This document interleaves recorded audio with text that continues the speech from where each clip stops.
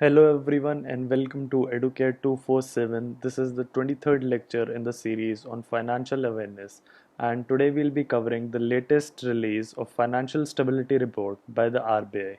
This lecture is particularly important for RBI Grade B aspirants and will help them to know more about the state of the economy, as the Financial Stability Report reflects the assessment of the risks to the financial stability and resilience of the financial system. Now, before moving forward, Educare 247 brings you SEBI Grade 2020 crash course, which features around 5000 plus MCQs with concise content and live doubt sessions. So you can log on to the website and apply coupon code SEBI to get 1500 rupees off on the course.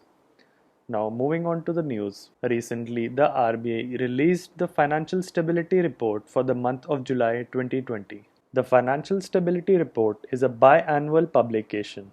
The FSRs, or the Financial Stability Report, is a periodic exercise to review the nature, magnitude, and implication of risks that may have a bearing on the macroeconomic environment, the financial institutions, the markets, and the infrastructure. These reports also assess the resilience of the financial sector through way of stress tests. Stress tests are used to gauge how certain unfavorable economic scenarios, such as a deep recession or financial crisis, will affect a company, industry, or a specific portfolio. Stress tests are usually computer generated simulation models which hypothecate that test hypothetical scenarios. The FSR reflects the collective assessment of the subcommittee of the Financial Stability and Development Council, or the FSDC, on risks on the financial stability of the country as also the resilience of the financial system. Speaking more about the Financial Stability and Development Council, it was set up by the Government of India as the Apex Level Forum in December 2010. The objective of the FSDC is to strengthen and institutionalize the mechanism for maintaining financial stability, enhancing interregulatory coordination, and promoting financial sector development. The chairman of the FSDC is the finance minister, and its members include heads of all the financial sector regulators, which includes RBI, SEBI, PFRDA, and IRDA.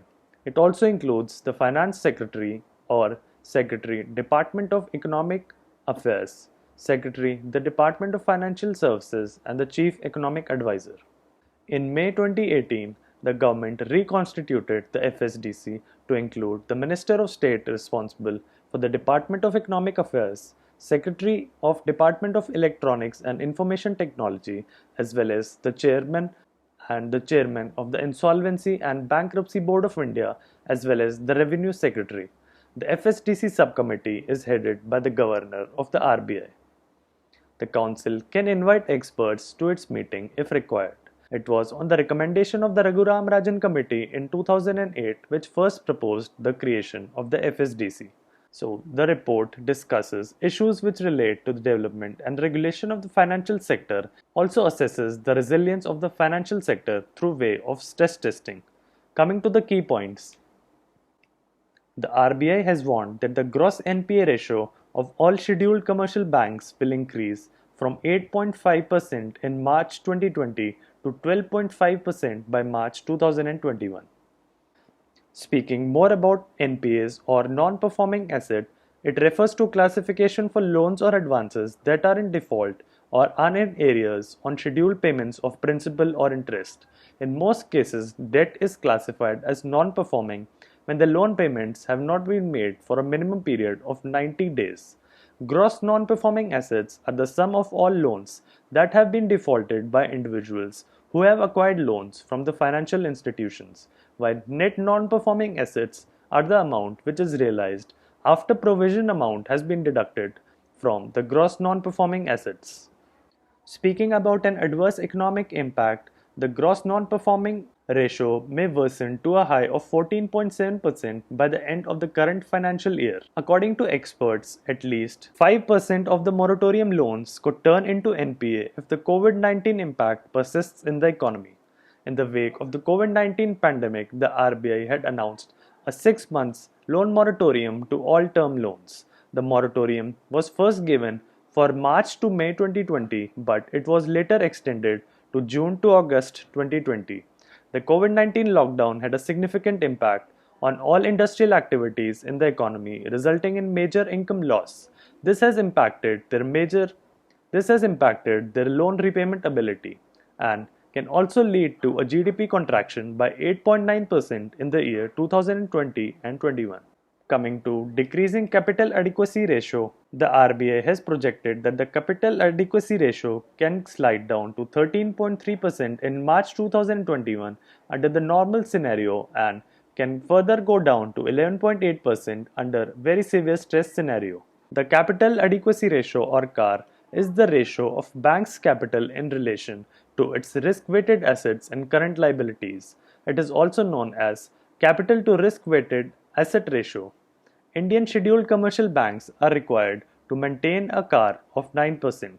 Earlier, the capital adequacy ratio decreased to 14.8% in March 2020 from 15% in September 2019.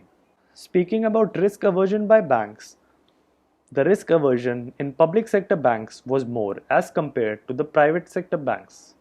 The PSBs chose to give money only to high quality borrowers. However, the RBI has warned that extreme risk aversion would have adverse effects on the economy. The RBI also said that the Indian financial system has remained stable despite the significant downside risks to economic prospects. The downside risks to short-term economic prospects are high due to lockdown-induced disruptions to both supply and demand-side factors, diminished consumer confidence, and aversion to risk.